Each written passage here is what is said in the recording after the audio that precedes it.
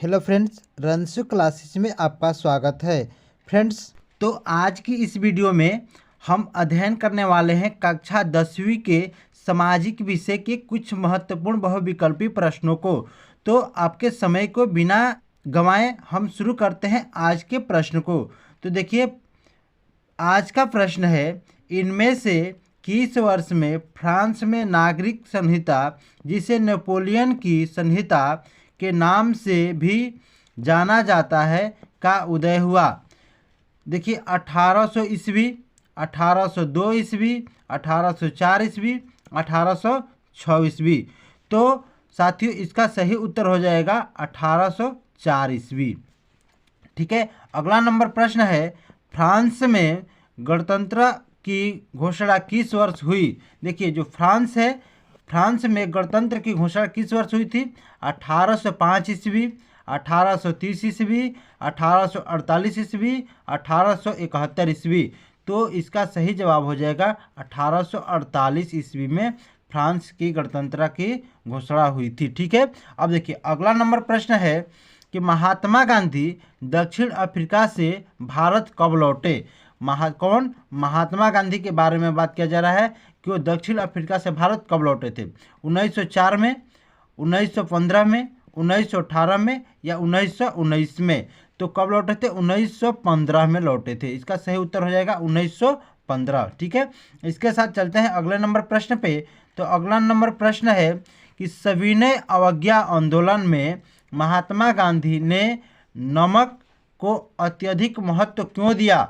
देखिए, जब सविनय अवज्ञा आंदोलन हुआ था तो उस समय महात्मा गांधी के द्वारा नमक को बहुत ज़्यादा महत्व दिया गया था। आखिर क्यों?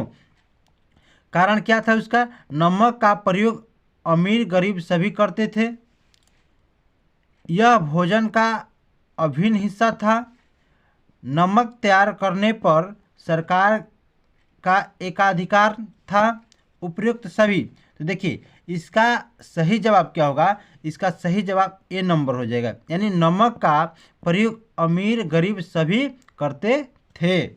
ठीक है। और आज भी लोग करते हैं, नमक का सभी लोग प्रयोग करते हैं, इसीलिए उन्होंने ऐसा किया था। ठीक है। अब चलते हैं अगले नंबर प्रश्न पे। तो अगला नंबर प्रश्न है, 18वीं शताब्दी तक संसार के कौन से देश सबसे धनी देश माने जाते थे? कब तक? 18वीं शताब्दी तक।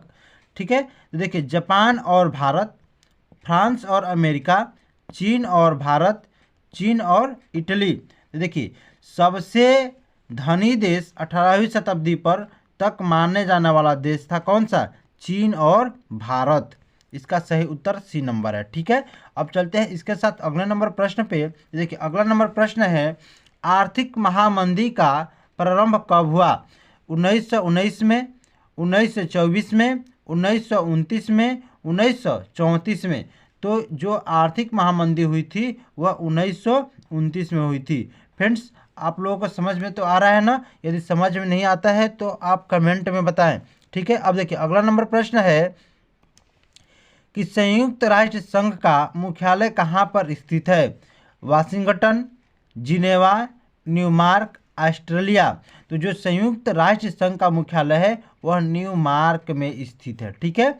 अब चलते हैं इसके साथ अगले नंबर प्रश्न पे। तो देखिए, अगला नंबर जो प्रश्न है वो बहुत ही इम्पोर्टेंट होने वाला है। ठीक है फ्रेंड्स, ऐसे तो सभी प्रश्न ही इम्पोर्टेंट है, सबको आपको बोर्ड परीक्षा में जाने से पहले एक बार जरूर देख लेना होगा।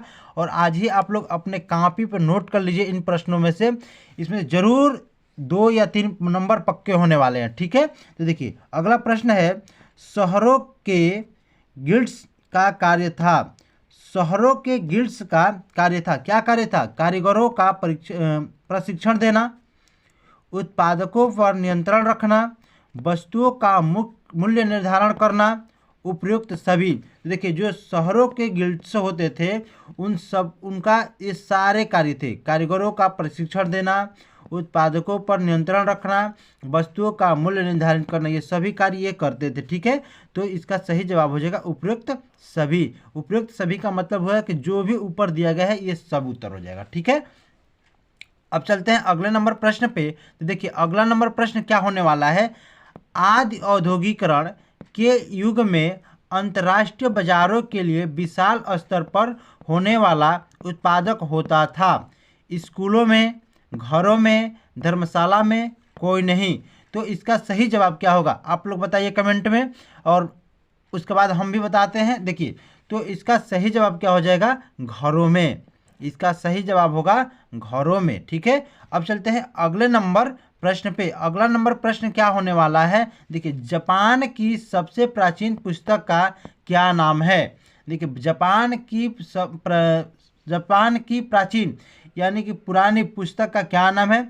डायमंड सूत्र, बाइबिल, चैप बुक, पिकविक।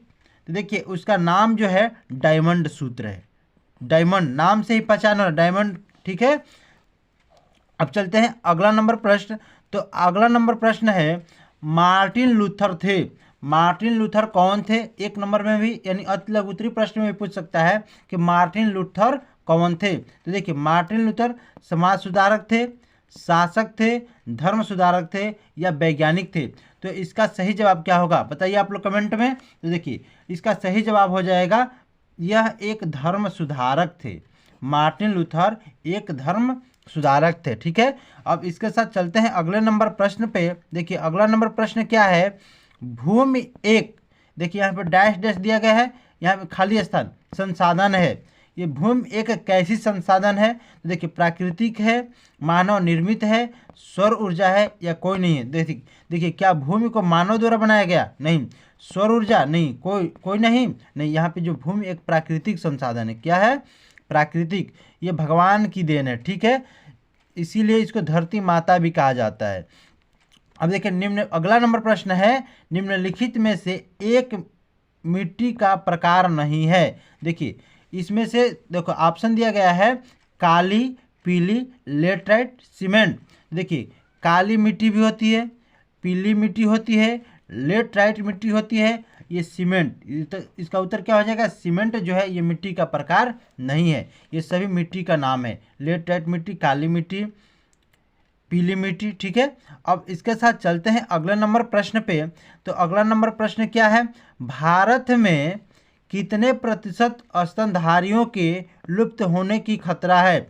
भारत में कितने प्रतिशत स्तनधारियों के लुप्त होने की खतरा है। देखिए, इसको वीवीआईपी नोट करिए, वेरी वेरी इंपॉर्टेंट प्रश्न। ठीक है, ये इस वर्ष बोर्ड पेपर में जरूर पूछा जाएगा। ठीक है ना, देखिए, 10%, 20%, 30%, 40%। तो देखिए, इनकी प्रतिशत कितना है, 20% है। ठीक है, 20% हो रहा है। ठीक है ना, अब इसके साथ चलते हैं अगले नंबर प्रश्न पे। तो देखिए, अगला नंबर प्रश्न क्या होने वाला है, चिपको आंदोलन संबंधित है। देखिए, ये भी कई बार पूछा गया प्रश्न है। ये प्रश्न जो है कई बार पूछा गया है, इसको स्टार बना लेते हैं। ठीक है, ये कितने बार पूछा गया है कि चिपको आंदोलन संबंधित है किससे, मृदा संरक्षण से, वन संरक्षण से, जल संरक्षण से या वायु संरक्षण से।